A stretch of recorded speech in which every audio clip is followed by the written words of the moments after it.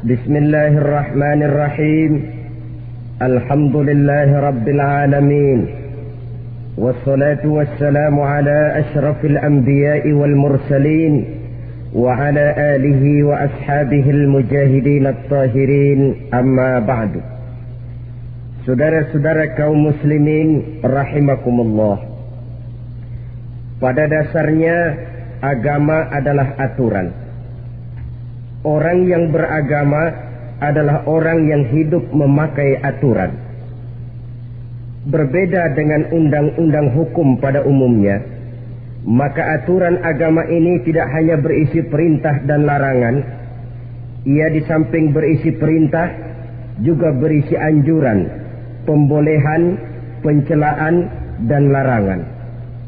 Dalam bahasa yang lebih dikenal, perintah adalah sesuatu yang apabila dilaksanakan beroleh pahala, sedang apabila ditinggalkan mendapat sanksi dosa. Amalan semacam ini dinamakan amalan yang wajib.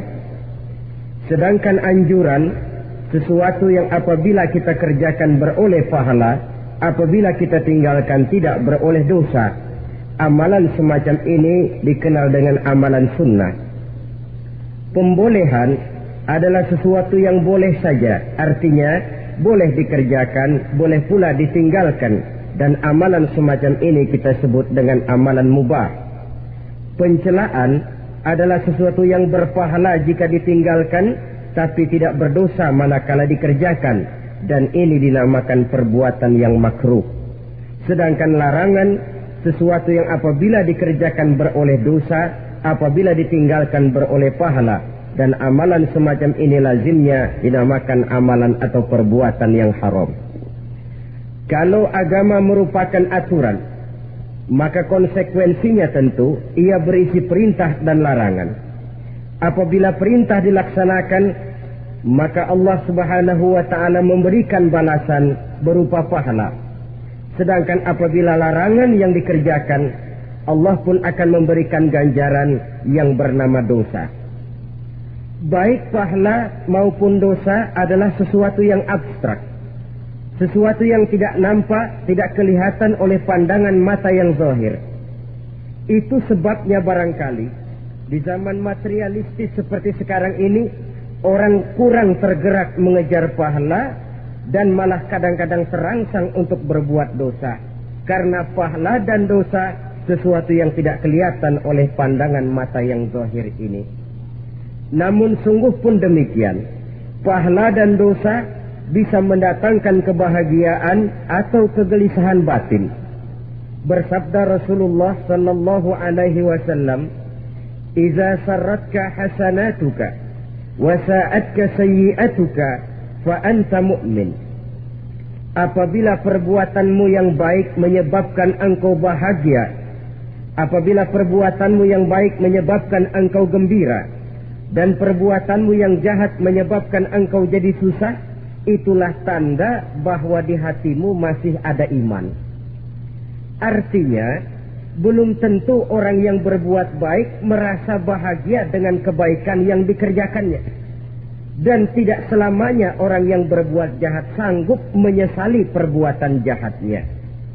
Oleh karenanya, apabila iman masih ada, apabila hati masih hidup, perbuatan yang baik menyebabkan orang gembira, perbuatan yang jahat menyebabkan orang susah dan gelisah hatinya. Ini mengandung pelajaran. Sekali kita berbuat baik, jangan sekali-kali menyesali kebaikan itu.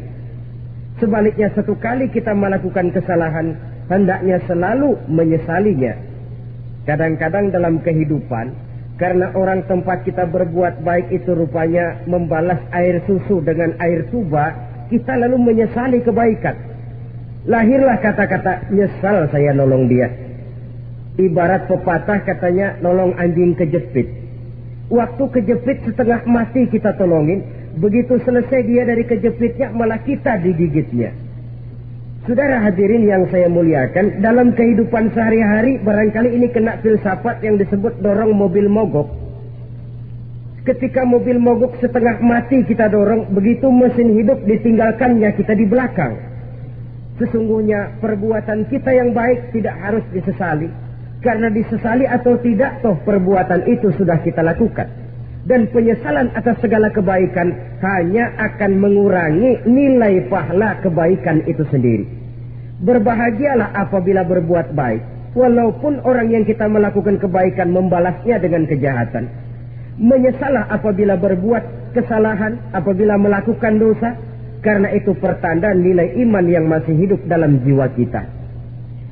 Saudara-saudara kaum muslimin yang berbahagia, jadi sungguh pun pahala dan dosa sesuatu yang abstrak, efeknya jelas dia mendatangkan kebahagiaan atau membawa kepada kegelisahan batin di dalam kehidupan manusia.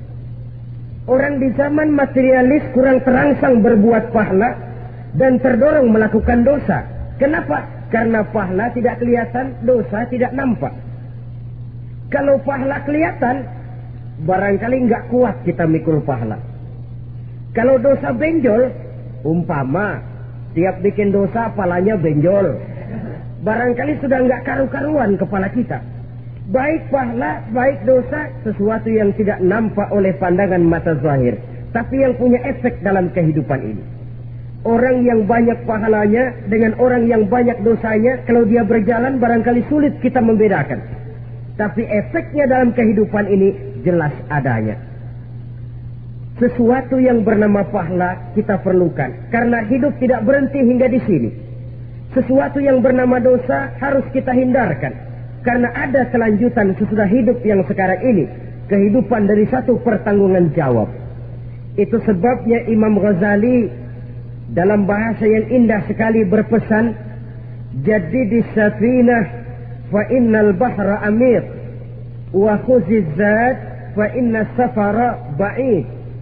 Perbarui selalu kapalmu, rawat, jaga baik-baik, dandani kapalmu, fa innal bahra amir, karena sesungguhnya lautan ini sangat dalam. Satu bahasa yang indah dari tamsil terhadap kehidupan. Perbaiki kapalmu karena lautan ini sangat dalam. Artinya, jaga baik-baik hatimu, pelihara iman dan keyakinanmu, karena hidup ini bagaikan gelombang lautan. Tempo-tempo air tenang, tempo-tempo ombak menggila dan menggunung. Jaga iman baik-baik karena hidup penuh dengan cobaan dan ujian. Itu maksudnya. Wa khuzizat fa inna safara ba'id. Dan bawa bekal yang banyak karena perjalanan hidup ini sangat panjang. Perjalanan ini sangat jauh. Kita kalau pergi keluar kota tentu saja membawa bekal. Makin jauh kota yang akan kita tuju, makin banyak bekal yang harus kita bawa. Alangkah sengsaranya manusia apabila dia akan pergi ke satu kota yang jauh, modalnya cuma nekat. Bagaimana nanti di sana sajalah. Tidak membawa bekal sebagaimana yang sewajarnya. Hal yang semacam ini senangnya sih belum tentu, keblangsak dan susahnya sudah kebayang. Itu dalam kehidupan di dunia ini. Bagaimana kalau sudah bicara tentang kehidupan yang akan datang? Karena sesungguhnya hidup ini merupakan satu perjalanan yang sangat panjang. Sejak kita tinggal di alam arwah, pada saat jasad belum lagi diciptakan Allah, ruh sudah diciptakannya lebih dahulu. Sampai kemudian kita pindah ke alam rahim, alam kandungan ibu. Untuk kemudian berpindah kepada kehidupan dunia. Dari dunia ini kita pindah ke alam barzakh. Di sana tinggal kita 100 tahun mungkin, 100.000 tahun mungkin, 1 juta tahun mungkin, menunggu saat datangnya kiamat. Lalu dari alam barzakh pindah kita ke alam akhirat. Satu perjalanan yang sangat panjang. Alangkah malangnya, alangkah sengsaranya jika tahu kita begitu panjangnya perjalanan hidup ini, tidak ada bekal yang kita bawa. Artinya kesengsaraan, kesulitan yang bertali-tali sudah jelas akan menimpa kita. Kalau pergi kita keluar kota membawa bekal uang, membawa bekal makanan, apa bekal yang mesti kita bawa apabila kita kembali ke alam barzakh, kembali ke alam kubur, berkumpul di padang mahsyar di akhirat nanti? Nasi yang mau kita bawa, uang yang mau kita bawa, Tentu tidak lagi, karena kehidupan materialis selesai di atas liang lahat. Bila masuk kita ke liang lahat, disitulah pahala dan dosa memegang peranan yang sangat penting. Maka pada pertemuan malam ini kita akan bicara tentang pahala dan dosa itu. Saudara-saudara kaum muslimin rahimakumullah, yang dinamakan pahala, kata Imam Ali Al-Jurjani dalam kitab At-Ta'rifatnya, ma yastahiqqu bihi ar-rahmatu wal maghfiratu minallahi ta'ala. Sesuatu yang pelaksananya berhak untuk mendapat rahmah dan ampunan dari Allah. Dengan kata lain, nilai pahala adalah akibat dari perbuatan-perbuatan di dalam melaksanakan perintah dan anjuran yang ada di dalam kehidupan agama. Apabila perintah dan anjuran kita laksanakan, nilai pahala itu lalu datang. Nah, nilai pahala dalam Islam, menurut konsepsi Quran, Allah menjelaskan, man jaa bil hasanati falahu asyru amsalihha. Barang siapa yang datang membawa satu kebajikan, barang siapa yang melaksanakan satu kebaikan, maka dia akan mendapat balasan 10 kali dari kebaikan yang dikerjakannya. 10 kali ini pun masih dilipat gandakan dengan 7 ini pun masih dikalikan 100, dan itu pun masih ditambah dengan pernyataan wallahu yudha'ifu liman yasha. Allah masih akan melipat gandakan perbuatan baik seseorang yang dikehendakinya. Itulah nikmatnya dalam Islam. Tetapi sebaliknya, wa man jaa'a bisayyi'ati fala yujza illa mislaha.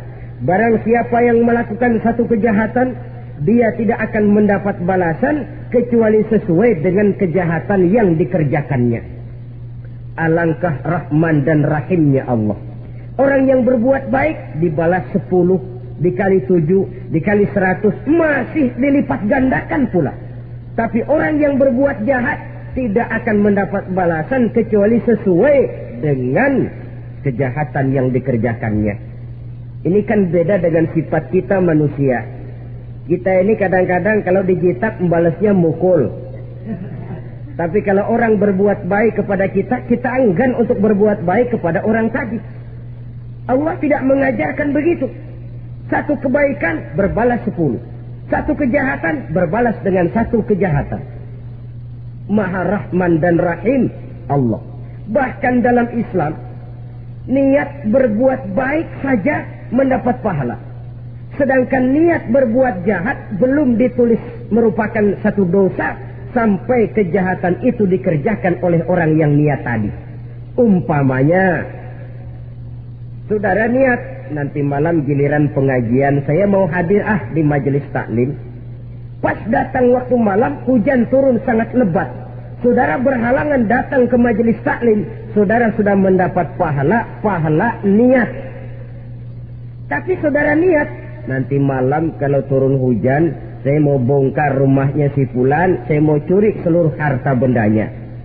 Ternyata malam saudara tidak mengerjakan perbuatan itu belum ditulis dosa sampai perbuatan itu benar-benar dikerjakan. Tapi lalu jangan macam-macam. Kalau begitu niat aja yang baik, biar nggak usah dikerjain. Niat aja pengen ngaji walaupun tidak ada niatan untuk ngaji. Allah lebih tahu tentang apa yang terdetik di dalam hati sanubari kita. Itulah sebabnya sangat dianjurkan orang untuk melakukan segala macam kebajikan, dan dianjurkan orang menjauhkan segala macam bentuk kejahatan, karena dia akan berefek melahirkan dosa dan pahala. Dosa dan pahala itulah alat untuk memperoleh kebahagiaan di alam kubur, di padang mahsyar, sampai di akhirat nanti. Di dunia ini mungkin segalanya bisa kita beli dengan yang namanya uang. Keamanan kita bisa menyewa petugas untuk menjaga rumah kita. Kendaraan yang mewah bisa kita beli. Udara yang sejuk bisa kita ciptakan. Siapa banyak uang, dia raja. Mungkin itu di dunia. Tapi bisa apa uang kalau kita sudah masuk ke alam kubur? Bisakah munkar nakir kita sogok? Udah karkir, jangan nanya nih, cepet. Bisakah malaikat azab menyingkir dengan uang semir? Ternyata tidak. Untuk memperoleh kebahagiaan di sana, nilai pahala. Kesengsaraan akan kita dapat kalau kita banyak menumpuk dosa. Oleh karena itu jangan beranggapan, pahala nggak kelihatan, dosa juga nggak kelihatan, biarin saja. Yang tidak kelihatan ini pada waktunya akan memegang peranan yang sangat penting. Tapi tidak cuma untuk menghadapi hidup di situ, kita lalu harus berbuat baik dan meninggalkan yang jahat. Terutama juga di dunia ini. Toh pepatah bilang gajah mati meninggalkan gading, harimau mati meninggalkan belang. Apa yang akan kita tinggalkan setelah kita mati? Kita ingin jasad kita boleh hancur terkubur tanah, tapi nama kita ingin hidup terus, dikenang orang 100, 1000, bahkan 1.000.000 tahun yang akan datang. Ditulis orang dengan tinta emas dalam sejarah, tercatat kita sebagai orang baik-baik. Saudara-saudara kaum muslimin rahimakumullah. Lalu perbuatan apa yang bisa mendatangkan pahala itu? Saudara-saudara, semua perbuatan yang diperintah dan dianjurkan oleh Allah, yang dikerjakan dengan ikhlas hanya untuk mencapai ridho Allah, mendatangkan pahala. Kadang-kadang menurut pendapat kita remeh, tapi nilainya di sisi Allah besar. Itu pahala. Menghitung pahala itu hak prerogatif Allah. Perbuatan yang ringan Allah mau berikan ganjaran yang besar, itu urusan Allah. Misalnya, kata Nabi, la tahkiranna minal ma'rufi syai'an. Jangan kamu menganggap remeh perbuatan baik walaupun kecil. Jangan merasa sulit melakukan perbuatan yang mengandung pahala. Bertemu dengan teman, muka kita cerah, berpahala. Menyingkirkan duri di jalanan, berpahala. Menolong orang yang sesat, memberitahu orang yang bertanya, berpahala. Tidak sulit kalau kita mau. Yang diperintah dan dianjurkan oleh agama, itu perbuatan yang mengandung nilai-nilai pahala. Masalahnya cuma tinggal mau atau tidak, dan dikerjakan dengan ikhlas. Bertemu teman, mukanya cerah, pahala. Menyingkirkan duri di jalanan, pahala. Sedekah, pahala. Tidak berupa perbuatan, bisa berupa ucapan. Misalnya bersolawat, pahala. Bertasbih dan bertahmid, pahala. Kata Nabi, kalimatani khafifatani 'alal lisan, thaqilatani fil mizan. Ada dua kalimat yang enteng di lidah tapi berat di timbangan akhirat nanti. Apa itu? Subhanallah walhamdulillah. Itu kan amalan yang ringan, perbuatan yang mudah saja, tapi nilainya demikian besar dalam pandangan Allah.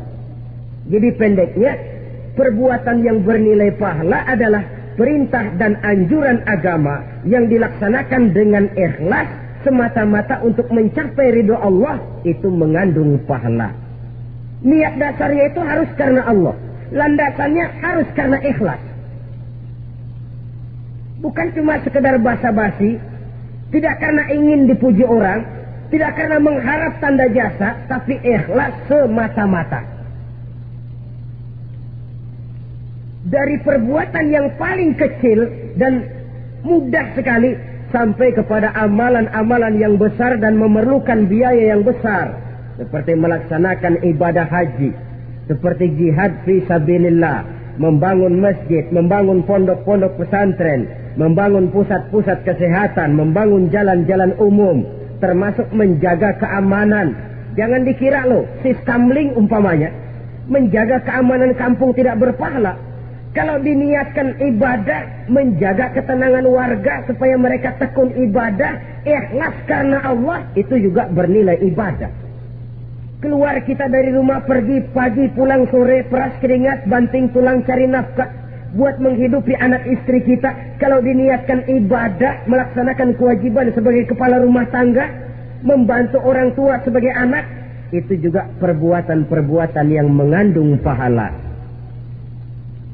Yang terbaik sesuai dengan bidang kehidupan kita. Ada orang yang dinamakan abid, ahli ibadah, pahala yang paling baik bagi dia banyak-banyak tahajud, sembahyang malam, wirid, zikir, tasbih. Ada yang dinamakan orang alim, pahala yang paling baik buat orang macam ini mengajar, menyebarkan ilmu, mendakwahkan Islam. Ada yang disebut wali, pejabat pemerintah, petugas. Amalan pahala yang paling baik buat orang semacam ini melayani masyarakat, bekerja di bidangnya sesuai dengan profesinya. Saudara hadirin yang saya hormati, jadi dengan demikian perbuatan-perbuatan yang mengandung nilai-nilai pahala ini bisa perbuatan yang menurut kita kecil namun punya nilai besar. Apalagi perbuatan besar dengan biaya yang besar, tentu makin besar juga pahala yang disediakan oleh Allah Subhanahu wa ta'ala. Oleh karenanya, kalau kita bercermin dari ayat Quran, hidup ini kesempatan untuk berbuat baik. Huwallazi khalaqal mauta wal hayata liyabluwakum ayyukum ahsanu amala. Dialah Allah Tuhan yang telah memberikan hidup dan mati kepadamu untuk menguji kamu, siapa di antara kamu yang paling baik amal perbuatannya. Jadi tidak saya rinci, tapi cukuplah satu penjelasan global. Perbuatan yang berpahala adalah perbuatan melaksanakan perintah Allah atau anjuran Allah dengan dasar ikhlas, dengan tujuan untuk mencapai ridho Allah semata-mata. Lalu apa perbuatan yang mengakibatkan dosa itu? Saudara-saudara, dosa lahir akibat melakukan larangan Allah atau mengerjakan yang dicelaknya. Nah, para ulama ada yang membagi dosa itu menjadi dua bagian. Ada dosa-dosa kecil, ada dosa-dosa besar. Tetapi sebenarnya ditinjau dari segi hakikatnya, kalau sudah melakukan satu kesalahan yang mengakibatkan dosa, jangan dilihat besar dan kecilnya, tapi kepada siapa dosa itu kita kerjakan. Sebab kalau dosa kita anggap satu yang kecil, orang akan terangsang untuk mengerjakan yang kecil-kecil saja. Sehingga dengan demikian, yang kecil pun akan menjadi besar kalau ditumpuk-tumpuk. Sedangkan yang besar bisa saja menjadi kecil kalau selalu diiringi dengan permohonan ampun kepada Allah. Itu sebabnya para ulama sufi, orang-orang tasawuf mengatakan la saghair ma'al istimrar wa la kabair ma'al istighfar. Tidak ada dosa yang kecil kalau dikerjakan terus-menerus, dan tidak ada dosa yang besar kalau digempur tiap saat dengan perbuatan istighfar atau memohon ampun kepada Allah Subhanahu wa ta'ala. Cuma saja pada umumnya, karena dosa-dosa kecil itu lebih mudah taubatnya, dan ada janji Nabi, barang siapa yang meninggalkan dosa-dosa besar akan diampuni dosa-dosanya yang kecil-kecil. Oleh karena itu, pada kesempatan ini kita akan juga bicarakan apa saja yang termasuk klasifikasi dosa-dosa besar, dengan harapan kita bisa menjaga diri, menyelamatkan diri, jangan sampai terjatuh ke dalam dosa-dosa yang besar tadi. Tetapi bukan berarti kita harus terangsang melakukan dosa-dosa yang kecil. Biarin kecil ini tobatnya gampang. Dosa kelas teri. Dosa itu kan tidak kelihatan. Lalu terangsang melakukan perbuatan dosa-dosa walaupun kecil, kalau berlarut terus-menerus dia akan tumbuh menjadi dosa yang besar. Oleh karenanya jangan sampai mengundang pengertian kalau kita membicarakan dosa-dosa yang besar lalu terangsang melakukan dosa-dosa yang kecil, karena bagaimanapun juga dosa kecil dan dosa besar sama dalam arti kepada Allah kita melakukan kesalahan. Dan dosa yang kecil pun kalau bertumpuk, dia akan menjadi banyak. Saudara-saudara kaum muslimin rahimakumullah, ada beberapa jenis dosa-dosa besar. Jenis yang pertama, asyirku billah, syirik atau menyekutukan Allah. Dari sekian deretan dosa-dosa besar, Syirik ini merupakan bapak moyangnya dosa. Dedengkotnya dosa itu syirik, menyekutukan Allah. Bahkan dosa yang lain Allah masih mau mengampuni. Tapi kalau sudah syirik, menyekutukan Allah, itu sudah satu dosa yang tidak berampun sama sekali. Oleh karena itu tepat pesan Imam Ghazali tadi. Jadi di safinah fa innal bahra amin. Jaga iman, pelihara akidah, dandani kapal. Karena hidup ini gelombang lautan sangat dalam, hidup banyak cobaan. Di dalam hidup di zaman sekarang ini, saudara bisa perhatikan, di mana tensi ekonomi tinggi, lapangan kerja sulit, persaingan hidup makin tajam, sifat egois dan individualis tumbuh di mana-mana, rasa solidaritas sosial menurun, sifat gotong royong musnah, orang mudah potong kompas, potong jalan, ingin cepat kaya, ingin cepat naik pangkat, ingin dapat kedudukan. Kadang-kadang akidah pun terjual, akidah pun musnah, jatuh ke jurang syirik pun tidak jadi soal. Itu yang kita khawatirkan. Kalau dosa-dosa yang lain Allah masih mau mengampuni, tapi kalau sudah jatuh kepada syirik, Allah sama sekali tidak akan memberikan ampun. Dalam kaitan dengan ini barangkali tepat sinyalemen Imam Ali itu. Andai kata kemiskinan merupakan satu kepribadian, saya akan membunuhnya lebih dahulu. Artinya memang kemiskinan ini sering mendorong orang kepada jurang kemusyrikan. Tidak tahan menghadapi godaan perut akibat tensi ekonomi yang tinggi, lapangan kerja yang sulit. Iman pun jadilah ditukar dengan 3 liter beras. Akidah pun jadilah dibarter dengan 3 bungkus supermi, dengan pakaian bekas, dengan obat-obatan. Tidak jadi soal baginya mengejar kebahagiaan yang relatif singkat dengan mengorbankan kebahagiaan yang abadi. Persis ibarat pepatah, nyari jarum kampak hilang. Mencari sesuatu yang kecil, yang besar jadi sia-sia. Membela perut, mengorbankan akidah. Na'udzubillah summa na'udzubillah. Saudara-saudara kaum muslimin rahimakumullah. Ini fakta. Ini kenyataan. Dan hal semacam ini tidak bisa diatasi cuma dengan ceramah, simposium, diskusi, seminar. Apalagi Nabi berpesan, solahu ummati bil ilmi wal mal. Umatku hanya bisa menjadi baik akidahnya dengan ilmu dan harta. Itu bahasa Nabi. Kalau bahasa kita sekarang, dengan ekonomi dan pendidikan. Ilmu, pendidikan, ekonomi, harta. Tanpa itu sangat besar kemungkinan kita bisa menjual akidah terjerumus di lembah kemusyrikan. Maka terutama kepada saudara-saudara saya, muslimin yang terpencil jauh dari kota-kota besar, yang kadang dalam kehidupan seharinya imannya sering digoda oleh supermi, akidahnya sering ditantang oleh pembagian beras, pakaian-pakaian bekas, obat-obatan dan sebagainya. Jaga dan bentengi akidah kita. Lebih baik nyawa berpisah dari badan, asal iman jangan berpisah dari hati. Kepada adik-adik saya para remaja, para pemuda di kota-kota besar, yang iman dan akidahnya sering ditantang dengan minuman-minuman keras, fasilitas-fasilitas yang menghanyutkan, yang secara terarah dan praktis sedikit demi sedikit menggiring kita untuk keluar dari nilai-nilai akidah. Hati-hati, jaga baik-baik, sebab intan paling mahal, mutiara paling berharga, tidak lain nilai iman ini. Tergelincir kita daripadanya, jatuh ke lembah kemusyrikan, jatuh ke satu dosa yang teramat besar, yang Allah tidak akan pernah memberikan ampun lagi.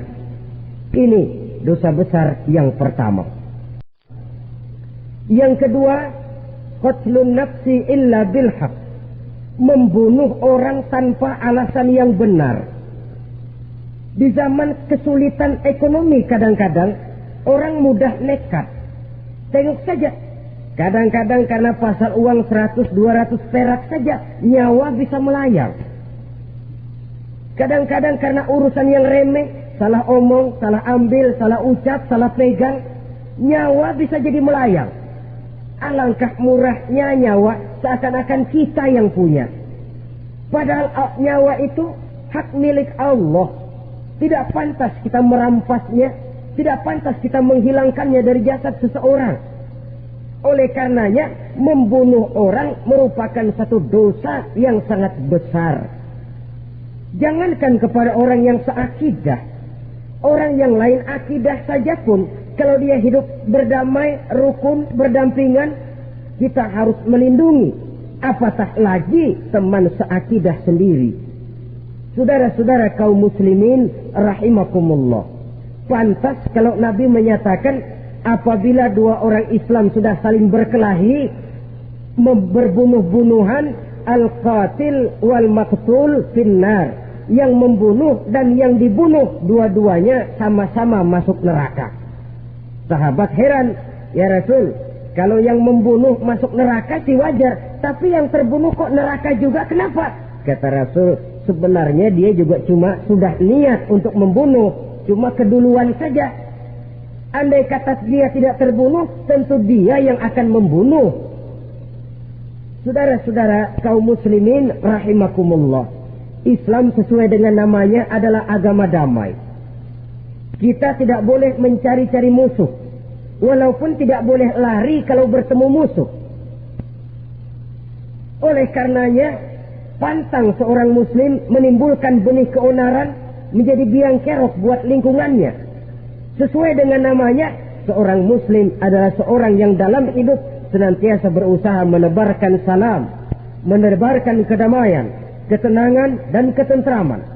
Dengan prinsip musuh jangan dicari, bertemu pun jangan lari.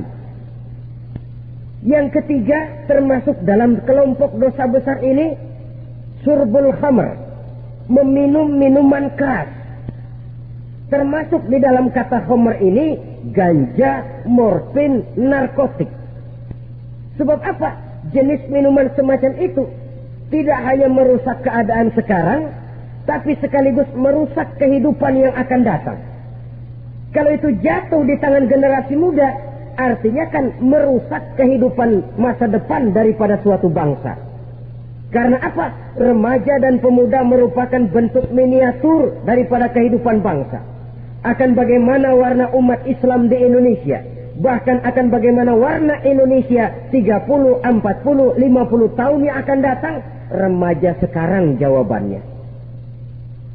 Kalau remaja kita sekarang ini kerjanya cuma bisa nyekek botol, insya Allah bangsa Indonesia 30-40 tahun yang akan datang akan tumbuh menjadi bangsa teler.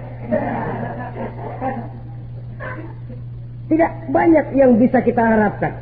Remaja adalah gambaran masa depan dari satu bangsa, dari satu umat.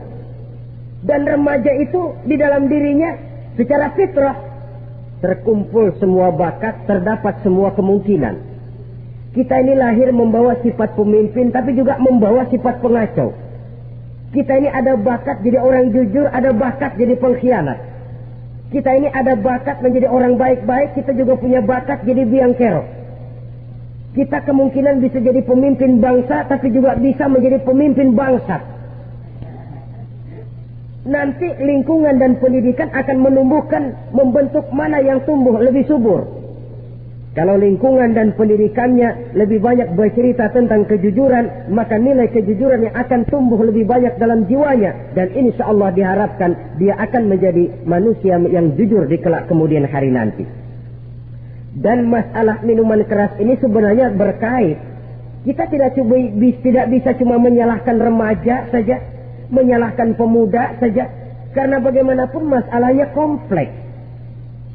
Menghancurkan sesuatu tanpa melihat kausalnya, tanpa melihat sebab akibatnya kan sama juga bohong. Kemungkinan karena broken home, kemungkinan karena pergaulan, kemungkinan karena kurang perhatian orang tua, kemungkinan karena akibat bacaan, tontonan, atau fasilitas berupa dibukanya pabrik-pabrik minuman keras, dijualnya minuman-minuman keras, di warung-warung yang remang-remang, yang memberikan kenikmatan, kebahagiaan, dan kebanggaan tersendiri. Sehingga akhirnya orang terangsang untuk datang dan minum di sana. Pada dasarnya memang sepele. Cuman minum, nggak ngerugiin orang lain kan? Iya, pada waktu minum. Tapi dikala sudah mabuk, out of control, apapun bisa kita lakukan. Yang kita ucapkan kita tidak sadari lagi. Yang kita kerjakan tidak kita sadari lagi. Dikala itu segala macam kejahatan bukan sesuatu yang tidak mungkin untuk kita laksanakan. Nggak ngerugiin orang lain. Memang pada saat mau minum. Tapi begitu minum, mabuk, kita bisa merugikan orang lain. Setidaknya merugikan diri sendiri. Pertumbuhan IQ menjadi lemah. Semangat kehidupan hilang. Gairah kerja menurun, kalau tidak ada sama sekali. Lalu apa yang bisa kita lakukan di dalam kehidupan? Dan akan lebih celaka kalau ini menimpa kehidupan generasi muda kita. Kadang-kadang yang ironi ya, kalau yang orang tuanya mampu barangkali masih tertolong. Tapi yang orang tuanya kondisi ekonomi lemah masih kepengen teler juga. Orang tuanya nggak mampu masih pengen mabuk. Dari ganja, morfin nggak dapat, akhirnya kaleng cas diisepin. Yang penting kan bisa teler. Mendatangkan satu kebahagiaan tersendiri. Itu sebabnya memang satu kejahatan menurut teori polisi ya hanya bisa terjadi karena faktor N dan K. Niat dan kesempatan. Niat ada, kesempatan ada, jadi orang jahat. Kurang salah satunya, biasanya kejahatan terbendung. Niat ada, kesempatan tidak ada, sulit berbuat jahat. Kesempatan ada, niat tidak ada, tidak mungkin orang jahat. Tapi yang paling dominan sebenarnya niat. Kalau niat sudah kuat, kesempatan bisa dicari. Kesempatan bisa diciptakan. Biar hansip nongkrong, ditungguin lengahnya. Iya biarin, jam 11 sampai jam 2. Matanya melotot, jam 3 dia mulai ngulet, ngempet. Nah, di saat itu saya masuk ke rumahnya. Kalau niat kuat, kesempatan bisa diciptakan. Dan kalau sudah niat, ini masalah hati. Kalau sudah masalah hati, menyangkut soal moral. Moral artinya sudah masuk kepada kehidupan agama. Saudara-saudara kaum muslimin, rahimakumullah. Yang keempat, yang termasuk jenis dosa besar, az-zina, perbuatan zina. Di zaman pergaulan bebas dengan prinsip free sex ini, tengok sudah berapa banyak gadis-gadis bergelimpangan jadi korban. Berapa banyak bayi-bayi yang lahir ke dunia tanpa tahu kemana dia mesti memanggil bapak. Apakah deretan jumlah korban ini masih harus bertambah lagi? Paling tidak, biarlah yang sudah jadi korban, tapi jangan bertambah lagi hendaknya. Masing-masing kita berupaya menahan diri. Termasuk dalam kategori zina ini, yang merupakan cabang-cabangnya, liwat, homoseks, lesbian, masturbasi. Bahkan masturbasi itu termasuk jenis zina tangan. Dan itu juga merupakan satu dosa. Di samping dosa juga merusak diri. Karena bagaimanapun juga dia akan mengurangi kemampuan daya pikir seseorang.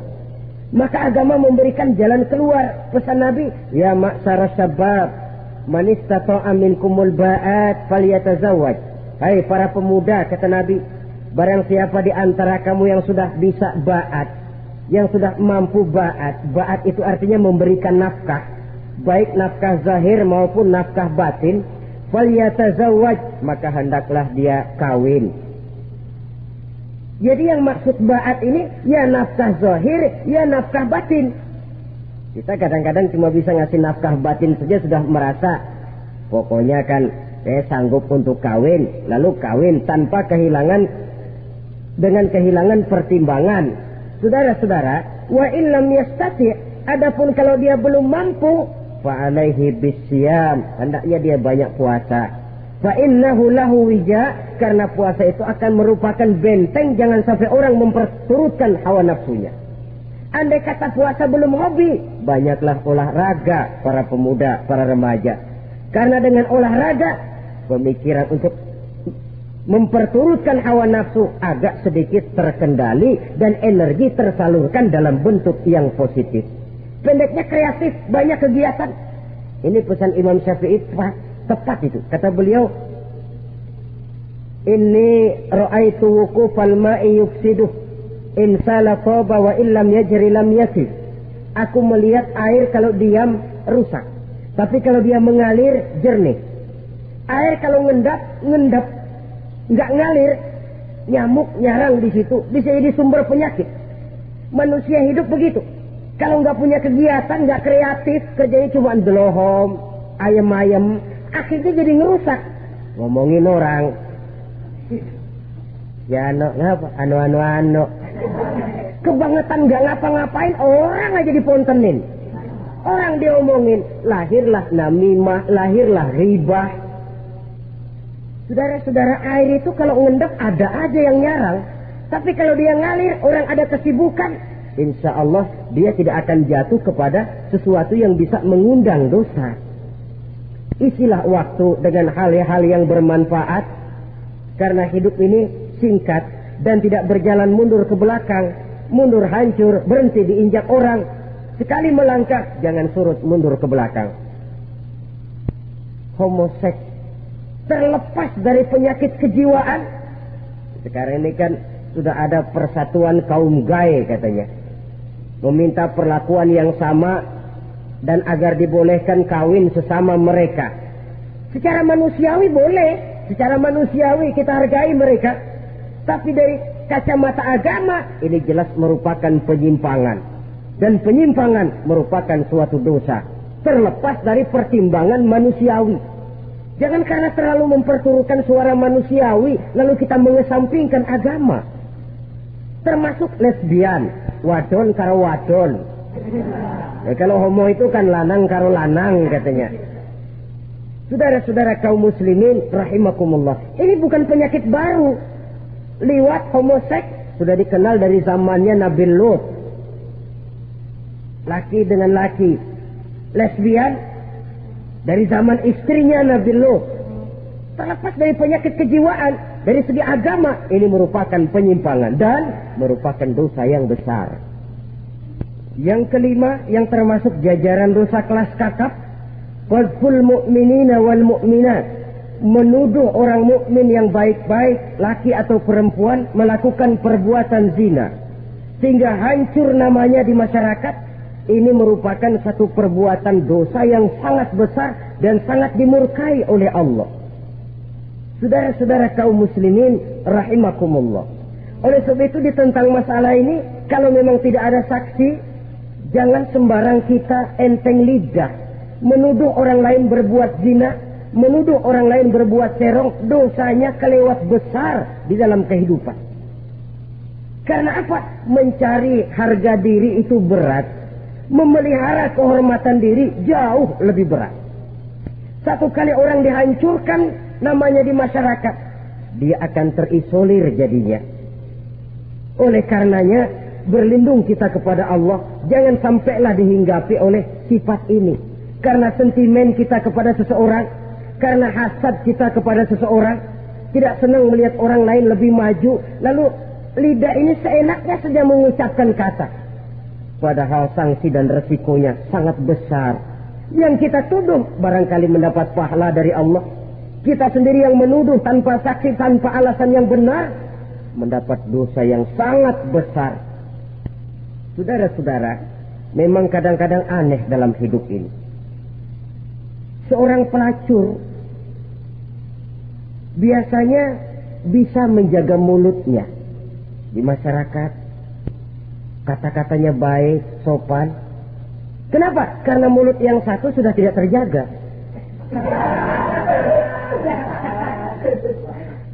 Kita kadang-kadang kehormatan bisa kita jaga, tapi mulut tidak terkontrol. Ngomong seenaknya dewe, bikin orang mangkel, kesal, fitnah sana, fitnah sini, menghancurkan nama baik orang, ngomongin yang macam-macam. Bagai-bagai macamlah caranya. Saudara-saudara kaum muslimin yang berbahagia. Jadi dengan demikian, menuduh orang lain berbuat zina, sedangkan orang itu tidak pernah melakukannya, ini termasuk satu dosa yang sangat besar di dalam kehidupan ini. Yang keenam, al-'aqu bil walidain, durhaka kepada ibu bapak. Seorang anak, bagaimanapun banyak nilai ibadahnya, banyak kebaikan di masyarakat, menyandang berbagai macam gelar, pangkat dan jabatannya tinggi, tapi kalau sudah durhaka kepada kedua orang tuanya, alamat hidup tidak lagi membawa keberkahan. Dan itu dosa yang sangat besar. Sampai Nabi sabdakan, ridho Allah ada di dalam keridhoan ibu bapak, murka Allah pun ada di dalam kemurkaan ibu dan bapak. Walaupun belum tentu setiap kita orang tua, tapi yang jelas setiap kita adalah anak. Dan setiap anak punya ibu dan bapak. Jangan sampai kacang lupa kepada kulitnya. Saudara-saudara kaum muslimin rahimakumullah, durhaka kepada ibu bapak merupakan perbuatan yang sangat dimurkai oleh Allah. Apalagi ibu yang telah melahirkan kita, bahkan mengandung kita. Begitu juga bapak yang telah berusaha peras keringat banting tulang untuk mengasuh membesarkan kita. Tidak ada perbuatan baik yang kita lakukan untuk bisa menebus kebaikan daripada ibu dan bapak kita. Setidaknya kalau belum bisa berbuat baik kepadanya, kepada keduanya, janganlah menyakiti hati keduanya. Itu saja dulu yang harus dijaga. Kadang-kadang sudah berbuat baik enggak, nyakitin melulu. Sudah nyenangin belum bisa, saban sehari nyakitin saja. Padahal kedua orang tua itu doanya manjur, sebagaimana sumpahnya juga bisa jadi kenyataan. Dan sering bahkan menjadi kenyataan. Sampai ibu bapak sudah wafat, sudah meninggal sekalipun, kewajiban berbakti masih harus terus dilakukan oleh seorang anak. Lalu yang ketujuh, at-tawalli yaumaz zahfi, berpaling pada hari pertempuran. Orang sedang sibuk-sibuk menghadapi musuh, maksudnya berjuang membela agama ini, dia lari menyelamatkan diri. Pengecut, mental munafik. Ayo, kalau demi agama, mari kita maju ke depan. Allahu Akbar. Yang besar Allah, yang lain kecil semua. Maju. Orang lain maju serentak, dia mundur jauh ke belakang. Mental munafik, mental calo, istilah sekarang ini. Oh, itu calo, mental calo. Tuhan gedek banget itu. Coba ya, kalau itu paling sibuk nyuruh penumpang naik. Tapi sementara penumpang naik sampai ke tempat tujuan masing-masing, calonnya nggak kemana-mana, diem aja di situ. Cuma orang aja disuruh naik. Saudara-saudara, kerja bakti, orang turun ke comberan, dia naik ke tempat tidur. Mundur di hari pertempuran, menyebabkan orang lain gugur, dia sendiri menyelamatkan diri. Mental pengecut, mental munafik, itu merupakan dosa yang sangat besar. Saudara-saudara kaum muslimin rahimakumullah, itu sebabnya agama itu memerlukan keberanian, memang, tapi bukan keberanian yang tanpa perhitungan. Sebab berani tanpa berhitung namanya berani babi. Kita berani kalau benar, kita harus takut kalau salah. Jangan dibalik. Salah berani, nekat namanya. Benar takut, pengecut namanya. Orang yang pengecut adalah orang yang takut membela kebenaran. Orang yang nekat sesungguhnya udah salah nggak malu lagi, udah salah nekat lagi. Merasa rugi berbuat kebaikan, puas kalau berbuat kejahatan. Padahal Nabi pesan, siapa yang berbuat dosa sambil tertawa, nanti dia akan masuk neraka sambil menangis. Karena itu dipesan pula di dunia ini, sering-seringlah mencuci mukamu dengan air mata taubat. Cuci lidahmu dengan zikir kepada Allah. Bersihkan hatimu dengan air ikhlas. Saudara-saudara kaum muslimin rahimakumullah, kan ada toh orang berbuat baik enggak gembira, tapi berbuat jahat malah puas. Atau sama saja orang lain berbuat baik, hatinya kesel. Orang lain berbuat jahat, dia malah mendukung. Atau orang lain tergelincir berbuat jahat, dia malah girang. Ini kan tidak objektif. Karena yang berbuat baik, orang yang dia keselin, dia nggak seneng. Tetapi karena yang berbuat jahat, orang yang dia senengin, dibenerin juga. Itu nggak objektif namanya. Mundur di hari pertempuran pada saat saudara-saudara kita sedang menghadapi musuh, sikap pengecut yang sangat dibenci Allah. Yang kedelapan, termasuk kelompok dosa besar, aklu malil yatim, makan harta anak yatim. Kadang-kadang ada orang mengeksploitir loh nasib anak-anak yatim. Karena biasanya para dermawan peka kalau mendengar nasib yatim, memberikan santunan. Si yatim belum makan, yang ngurusin udah pada kenyang. Mengeksploitir, memakan harta anak yatim termasuk dosa yang sangat besar. Sehingga Nabi pesan, ana wa kafilul yatim kahataini yaumal qiyamah. Aku dan orang yang menyantuni anak yatim seperti dua jari ini di hari kiamat. Rumah yang paling dimuliakan Allah adalah rumah yang di dalamnya ada anak yatim yang hidupnya dihormati, hidupnya disantuni, keperluannya dicukupi. Maaf saja, tahap kita menyantuni anak yatim ini baru tahap setahun sekali. Kalau Muharram kita agungkanlah, kita besarkan. Lebaran yatim katanya.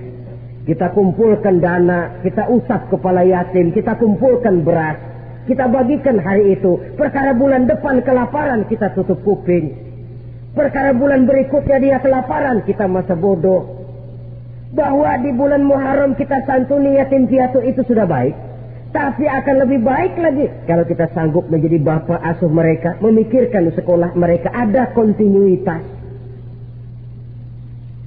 Kalau mereka diasuh oleh orang lain, lalu bertukar agamanya, berpindah akidahnya, kita ngomel habis-habisan. Tapi kita ada kemampuan, kita tidak mau berbuat semacam itu. Ya sama juga bohong namanya. Saudara-saudara kaum muslimin rahimakumullah.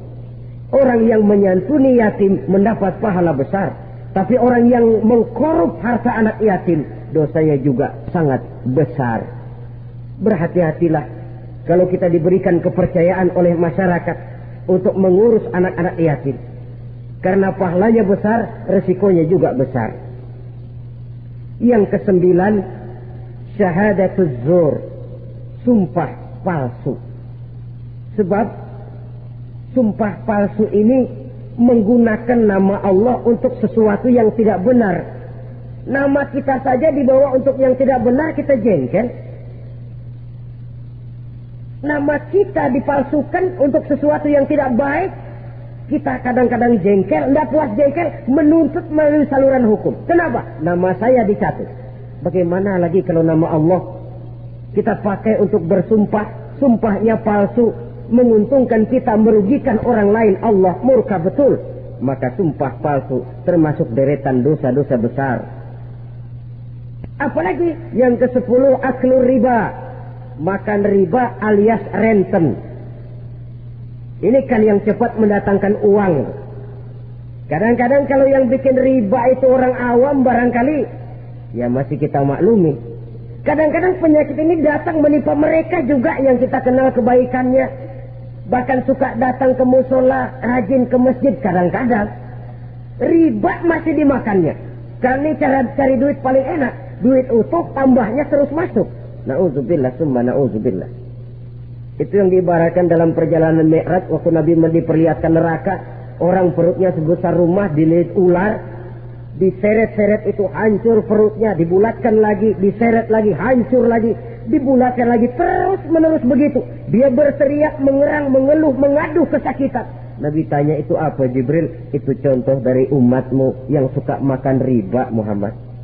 Makan renten. Saudara-saudara, ini kan mencetik leher orang. Orang sedang kesulitan.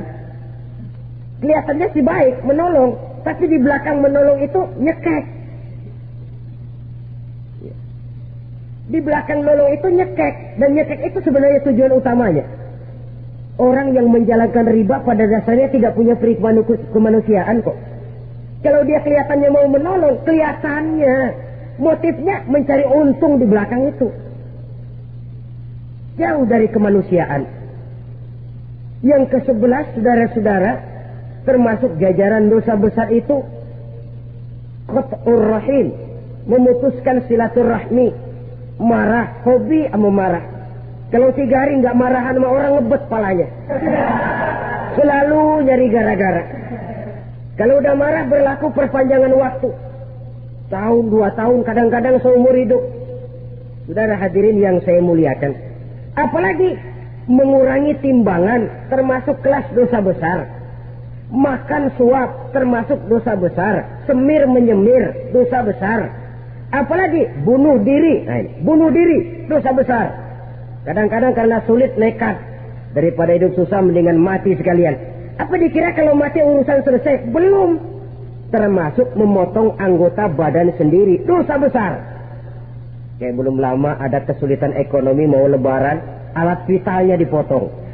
Itu berita-berita koran. Itu pun dosa besar. Nah kan badan saya sendiri. Ya badanmu sendiri. Tapi yang ciptakan Allah. Yang berikan Allah. Kenapa mesti dipotong?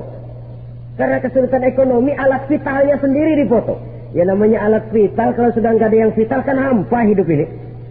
Tapi lalu kehilangan pertimbangan. Saudara-saudara kaum muslimin, karena itu di hadapan segala macam kesulitan, jangan sampai kita kehilangan pertimbangan lalu terjatuh ke dalam dosa-dosa besar ini. Mudah-mudahan Allah selamatkan kita dari segala macam bentuk dosa besar, sehingga diampuni segala dosa yang kecil dan digerakkannya kita untuk hidup melakukan kebaikan yang membawa pahala yang sebesar-besarnya.